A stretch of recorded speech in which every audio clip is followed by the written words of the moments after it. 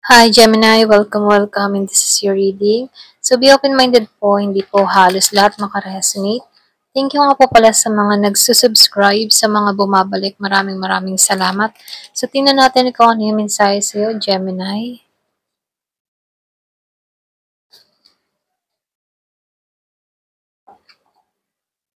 Meron ka dito na ruminate. Merong get clear. Progress. So dito, no, ruminate.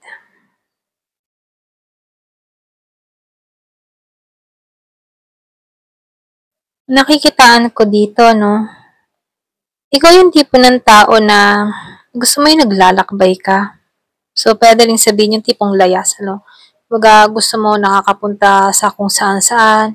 Yung bang sabi ka sa mga bagong experience, ganyan. Meron akong nakikitang travel sa'yo. Pwedeng yung klase ng trabaho mo ay pumupunta sa kung ano-anong lugar or pwede rin sabihin na kung ikaw man ay seaman or nafe-feel ko dito seaman kasi nakikitaan ko dito. Meron ditong dagat, ano, mga naglalakbay ka sa kung saan-saan or pwede rin meron kang kadiling na ganitong tao, ano. So, nakikitaan ko din dito, meron biglaang mangyayari sa'yo. Transformation. Meron din akong nakikitang parating sa buhay mo. Yung iba sa inyo, pwede meron kang iniintay na tao. Or pwede rin kung meron kang kadiling na siman, iniintay mo to, okay? Nakikitaan ko dito yung lawak ng mga pangarap mo. Ang dami mong gustong mangyari sa buhay mo.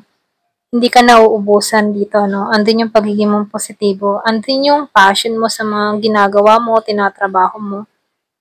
So, nafe-feel ko dito, mas yung ba nakakaramdam ka ng relax kapag nagta-travel ka? Feeling mo ang gaan-gaan lang ng buhay? So, nakikitaan ko rin dito, meron ditong biglaang magaganap, transformation na mangyayari sa'yo. Yung iba sa inyo, mahilig ka din sa mga music or pwede rin sabihin na ito yung panahon mo pag nagre-relax ka, no, nakikinig ka ng mga music. Nafe-feel ko dito, no, magtatagumpay ka kung ano man yung ginagawa mo. Yung iba sa inyo, humihiling ka na magkabahay or pwede rin sabihin ito yung ninanais mo magkabahay. Yung baga mayroong matatag na pundasyon para sa sarili mo. Pero ganun pa man, nakikitaan ko rin dito, merong mga tao dito sa paligid mo, ano. Ito na yung nakikita ko. Pwedeng curious kung ano nangyayari sa'yo. Nakikitaan ko dito grupo ng tao.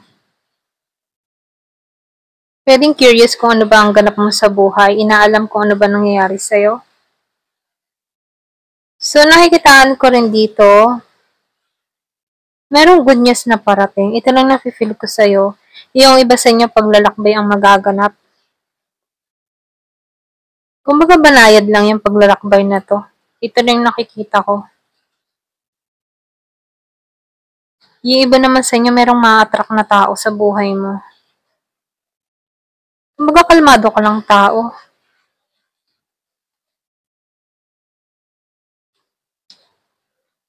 So, nafe-feel ko rin din sa'yo, no? Meron ditong playful na mangyayari sa'yo. Alam mo yung tipong ganun? Yung bang tipo na merong ma-attract sa'yong tao pero hindi mabigat yung energy ng tao na to. Nafe-feel ko dito, mararamdaman mong muli yung pagiging bata, yung mga kinikilig ng kabataan, ganun, ano. Yung purity, kasi nafe-feel ko dito, pure ang hangarin. So, nakikitaan ko dito, magaan lang yung parating sa buhay mo.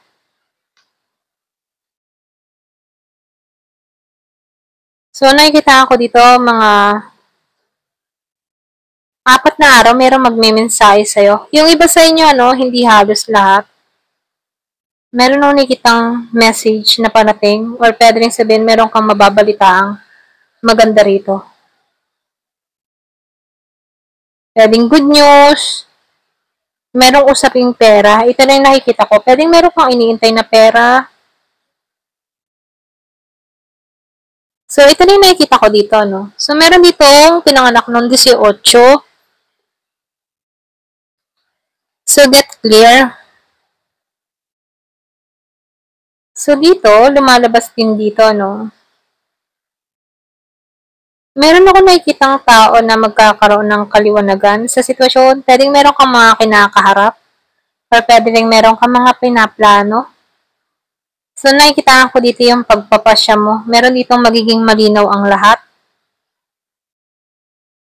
Meron nung nakikitang balita talagang parating sa'yo mula sa isang tao.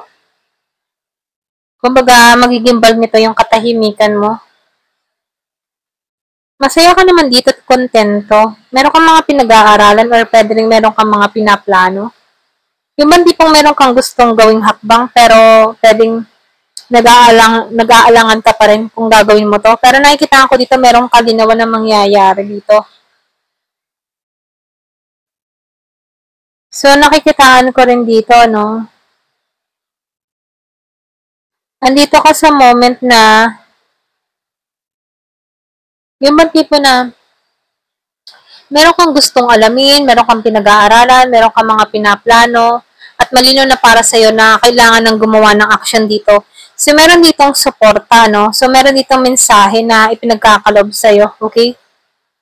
Ito na yung nafe-feel ko. So, may hatid tong kaligayahan, kasiyahan sa'yo. Ayan, so, progress. So, lumabas yung progress. Marami ka nang napagdaanan sa buhay. So, lumalabas dito, may paglago na nangyayari sa'yo. Kumbaga, yung iba sa inyo, marami ka na rin nakasalamuhang tao, iba't ibang uri, iba't ibang pag-uugali. Pero nakikitaan ko dito, bawat experience na nararanasan mo, marami kang natutunan sa mga taong nakakasalamuha mo. So, dito, no, kaya ka lumalago sa panahon ngayon? Dahil sa experience mo, unti-unti ka nagkakaroon ng transformation, lalo-lalo na sa mga taong nakakasalamuha mo. Nafe-feel ko dito, no, may paglago, lalo kang lumalago. Kaya dito, no, nagbabago yung iyong mindset, nagbabago yung iyong pananaw sa buhay dahil sa mga nakakausap mo. Okay? Pwedeng ikaw yung tipo ng tao na, yun nga, sinabi ko kanina, kung saan ka nakakapuntang lugar or pwede rin sabihin ang trabaho mo dito nasa malayo, kung sino-sino yung nakakasalamuha mo, kanya-kanyang pag-uugali, kanya-kanyang istorya, na kung saan, ano, doon ka natututo, okay, sa mga taong nakakasalamuha mo, okay? Pwedeng meron kang nakakausap na maedad na, merong bata, or pwede rin sabihin na merong experience sa buhay, okay? So, nakikitaan ko dito, nakikinig ka sa mga tao na to, na kung saan, ano, nagkakaroon ka ng idea kung paano nila na nalalampasan yung mga pinagdadaanan nila sa buhay. Kumbaga, andun yung pakikinig mo at andun din yung learning na nangyayari sa'yo, okay? So, nafe-feel ko dito, patungo ka sa renewal, unti-unti kang lumalago, araw-araw. Ito lang yung nakikita ko sa'yo, no? So, merong 41 years old, merong 36 years old, ayan. So, tingnan natin yung angel number. Ano yung mensahe sa'yo?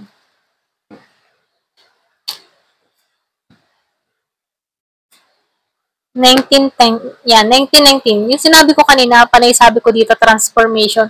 So, ito na nga talaga yung nangyayari sa'yo. Transformation, may mangyayari, may magaganap. So, nakikitaan ko dito, unti-unting pag-angat, paglago, ang mangyayari sa buhay mo. So, dito, no, nakikitaan ko dito, marami kang mga napuna, marami kang na-observe, okay? Lalo-lalo na sa mga taong nakakasalamuha mo. Na kung saan ito yung humuhubog din sa'yo, okay? Doon ka rin nagkakaroon ng idea or doon ka nagkakaroon ng lakas, okay? Doon sa mga tao nakakasalamuha mo sa buhay mo. Kung ikaw man yung tipo ng tao na OFW, marami kang nakakausap, nakikitaan ko dito, nagkakaroon ka ng aral sa mga taong ito. Ito rin nafe-feel ko kung bakit lalo kang lumalago at lalo kang nagkakaroon ng idea, okay? So, nakikitaan ko rin dito, meron kang tapang lakas, okay? Kumbaga, nasa sa iyong mga kamay kung paano mo huhubugin or babaguhin yung buhay mo, okay? So, nakikitaan ko dito, matapang ka, matatag ka, hindi ka basta-basta, ganon.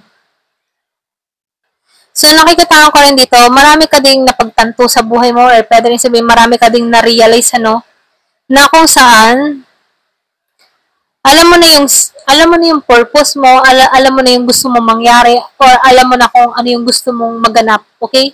So, nafe-feel ko dito sa'yo, ngayon ka palang magsisimula, okay? Kumaga meron kang gagawin, meron kang gagampanan, or pwede sabihin meron kang plano. So, nakikitaan ko dito, Ikaw yung tipo ng tao na once na meron kang nakakausap, nagkakaroon ka ng inspirasyon dun sa taong nakakausap mo at ginagamit mo itong sandata para lumaban din sa buhay mo. Okay? Pwede, for example, meron kang nakakausap na meron mga pinagdadaanan pero lumaban siya at nagiging matagumpay ngayon. So, dun ka nakuha ng lakas ng loob na, ay, kaya nito, kaya ko rin to. Okay? Kaya ko rin magtagumpay tulad ng tao na to, na kung saan ito'y ginagawa mong inspirasyon para sa sarili mo. Okay? Ayan, ito na yung nakikita ko. So, dito, affirmation para sa'yo.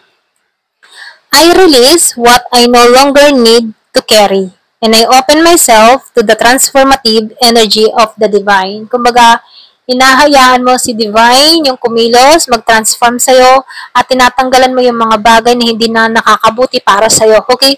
Ayan, ito lang yung mensahe sa'yo. Thank you for watching. Love and peace.